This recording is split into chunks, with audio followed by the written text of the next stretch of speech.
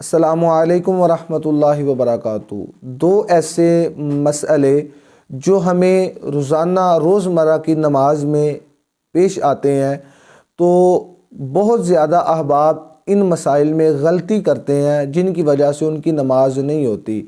تو یہ دو مسئلے بڑے اہم ہیں، انہیں ضرور سمجھیے گا اور ان پر عمل بھی کیجیے گا۔ پہلے نمبر پر تو یہ ہے کہ ایک شخص اس وقت مسجد میں داخل ہوا کہ امام صاحب جماعت کروا رہے تھے۔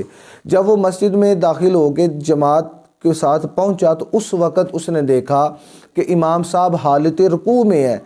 اب کیا وہ رکوع میں تکبیر اولیٰ کہنے کے بعد ثنا پڑھے گا یا نہیں پڑھے گا؟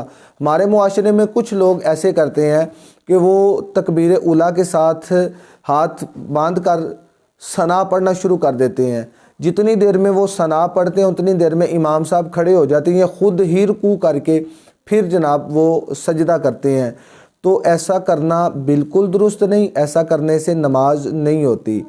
اس کا صحیح طریقہ کار کیا ہے کہ جب آپ امام کو رکوع کی حالت میں پائیں، رکوع میں جائیں، تو آپ کو چاہیے کہ سب سے پہلے آپ تکبیر اولیٰ کہہ کے اپنے ہاتھوں کو باندھیں۔ تکبیر اولیٰ کہنا یہ نماز کی شرائط میں سے بھی ہے۔ اگر یہ کوئی شخص نہیں کہتا تو یہ نہ کہنے کی وجہ سے اس کی نماز نہیں ہوگی، شروع ہی نہیں ہوگی۔ تکبیر اولیٰ کہہ کر آپ جو ہے وہ اپنے ہاتھوں کو باندھیں گے اور دوسری تکبیر کہہ کر آپ رکوع میں جائیں گے۔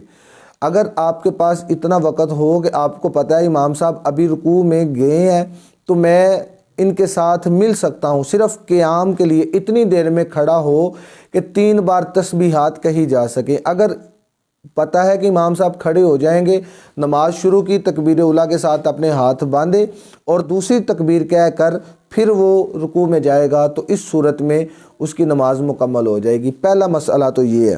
دوسرا مسئلہ یہ ہے کہ امام صاحب قرات کر رہے ہوں تو ہم لیٹ پہنچے ہیں، تو اب کیا امام صاحب کے پیچھے ہم ثنا پڑھیں گے، قرات کریں گے یا نہیں کریں گے؟ اس پر تھوڑی سی توجہ کرنے کی ضرورت ہے۔ جب آپ مسجد میں داخل ہوئے، جماعت کھڑی تھی، امام صاحب قرات کر رہے ہیں اور آپ لیٹ پہنچے ہیں، تو آپ صرف تکبیر اولیٰ کہہ کر اپنے ہاتھوں کو باندھ لیں گے، کیونکہ نبی کریم علیہ السلام کا فرمانے علی شان کا مفہوم ہے۔ حضور نے فرمایا کہ امام کی قرات ہی مقتدی کی قرات ہے، تو جب بھی قرآن پڑھا جائے تو اسے خاموشی کے ساتھ سماعت کرنا چاہیے۔ تو جب امام صاحب قرات کر رہے ہوں تو اس وقت صرف تکبیر اولیٰ کہہ کے اپنی نماز کو شروع کر رہے اور اس کے بعد خاموشی کے ساتھ امام کی قرات سماعت کریں۔ امام کی قرات ہی مقتدی کی قرات ہے۔